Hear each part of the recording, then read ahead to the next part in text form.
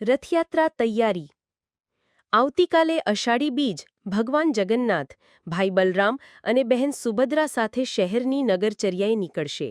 ત્યારે જિલ્લા મથક પાલનપુરમાં ભગવાન જગન્નાથની ભવ્ય રથયાત્રા આ વર્ષે અનોખી રીતે યોજાશે। આ વર્ષે પાલનપુરમાં શ્રી રામ સેવા સમિતિ અને હિન્દુ સંગઠનો દ્વારા રથયાત્રા ઓપરેશન સિંદૂરની થીમ પર યોજવા જઈ રહી છે। છેલ્લા કેટલાય દિવસોથી ચાલી રહેલી રથયાત્રાની તૈયારીઓને આખરી ઓપ આપી દેવાયો છે। બનાસકાંઠા જિલ્લામાં છેલ્લા 53 વર્ષથી ભગવાન જગન્નાથજી ભાઈ બલરામ અને બહેન સુભદ્રા સાથે અષાઢી બીજને દિવસે શહેરની નગરચર્યાએ નીકળે છે। પાલનપુરના પથ્થર સડક વિસ્તારમાં આવેલા મોટા રામજી મંદિર ખાતેથી આ નગરચર્યાનું આયોજન કરાય છે। ત્યારે આ વર્ષે પણ ભગવાન જગન્નાથજીની 54મી રથયાત્રાનું આયોજન શ્રી રામ સેવા સમિતિ તેમજ હિન્દુ સંગઠનો દ્વારા કરવામાં આવ્યું છે। આ વર્ષની રથયાત્રામાં સૌપ્રથમ વખત ઓપરેશન સિંદૂરની થીમ ઉપર આ રથયાત્રા યોજાઈ રહી છે। તાજેતરમાં જ કાશ્મીરના પહેલગામમાં થયેલા આતંકી હુમલા બાદ ભારતીય સેનાએ પાકિસ્તાનને વળતો જવાબ આપતા ઓપરેશન સિંદૂર હાથ ધર્યું હતું। આતંકવાદી હુમલાઓમાં ભારતીય નારીઓના છીનવાયેલા સિંદૂરનો વળતો જવાબ આપતા ભારતીય સેના દ્વારા હાથ ધરાયેલા ઓપરેશન સિંદૂરની થીમ ઉપર આ વર્ષની રથયાત્રાનું આયોજન કરાયું છે। પાલનપુરમાં શહેરના પૂર્વ તેમજ પશ્ચિમ વિસ્તાર મળી કુલ 18 કિલોમીટરના વિસ્તારમાં આ રથયાત્રાનો રૂટ નક્કી કરાયો છે। રથયાત્રામાં ભગવાન જગન્નાથના દર્શનાર્થે આવતા દર્શનાર્થીઓને મગ, જાંબુ અને કાકડીનો પ્રસાદ અપાશે।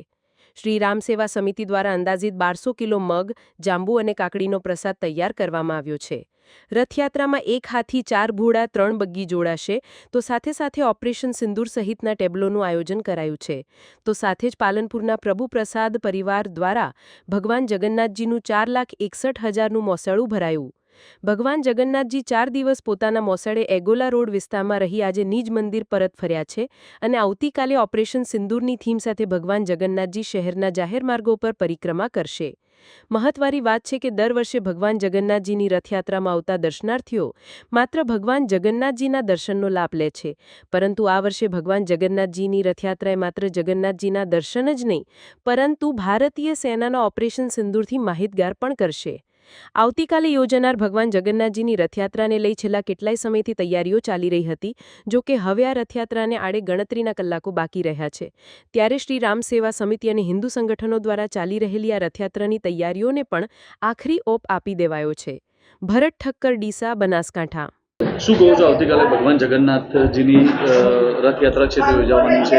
પાલનપુરમાં ઓપરેશન સિંદૂરની થીમ ઉપર આ રથયાત્રા યોજાવા જઈ રહી છે। કયા પ્રકારનું આયોજન, કયા પ્રકારની તૈયારી? જે રીતે હમણાં હાલમાં જ ટૂંક સમયના અંદર જે રીતે જમ્મુ કાશ્મીરમાં આસુરી તત્વો દ્વારા જે આતંકવાદી હુમલો કરી અને જધન્ય કૃત્ય કરવામાં આવ્યું હતું ને એમાં આપણા દેશની બેન દીકરીઓના સુહાગ ઉજાડવામાં આવ્યા હતા, એના વળતા જવાબરૂપે ભારતે જે આપણી આર્મીએ આમાં જે વ્યોમિકા સિંહ અને સોફિયા કુરેશી દ્વારા જે રીતે વળતો જવાબ આપી અને જેમના આતંકવાદી અડ્ડાઓને ધ્વસ્ત કરવામાં આવ્યા હતા, એ થીમ પર આપણે આવતીકાલે જે જગન્નાથજીની રથયાત્રા નીકળવાની છે એમાં આપણે ટેબ્લો તૈયાર કર્યો છે।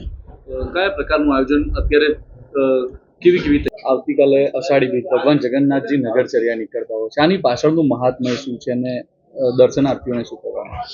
હા, વર્ષોથી એક પરંપરા ચાલી આવે છે જેમાં ભગવાન શ્રી કૃષ્ણ જે જગન્નાથજી સ્વરૂપે બલભદ્રજી અને સુભદ્રાજી એ નગર યાત્રાએ નીકળે છે અને જગન્નાથપુરીમાં ભવ્ય રથયાત્રા, આપણે અમદાવાદમાં પણ મોટી રથયાત્રા અને હવે તો ભારતભરમાં અનેક જગ્યાઓએ જગન્નાથ ભગવાનની રથયાત્રા નીકળે છે।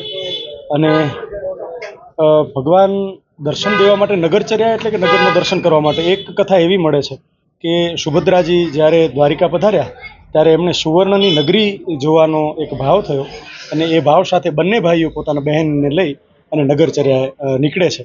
આ કથા પણ એક મળે છે, જોકે અનેકવિધ કથાઓ છે।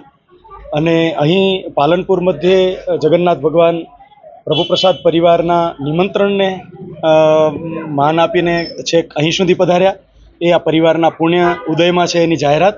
એટલે ગિરીશભાઈ છોટાલાલભાઈ ઠક્કર અને આ પરિવાર પુણ્યશાળી છે કે જેમને આ અવસર એમનો લાભ મળ્યો। સાથે સાથે શ્રી કૃષ્ણ જીવન દર્શન કથા 5 દિવસ એ કથા શ્રવણનો પણ લાભ મળ્યો। અનેક સાધુ સંતો મહાપુરુષો પણ ઉપસ્થિત રહ્યા, જેમાં પરમ પૂજ્ય જગન્નાથ ભગવાનની વિશેષ કૃપાથી પાલનપુરની ધર્મપ્રેમી જનતા ઉપર પાછલા 54 વર્ષથી આ રથયાત્રા અષાઢી બીજના દિવસે ભગવાન જગન્નાથ આ ની રથયાત્રા નીકળે છે અને ભગવાન નિજ મંદિરથી નગર યાત્રામાં સૌને દર્શન દેવા માટે વધારે છે.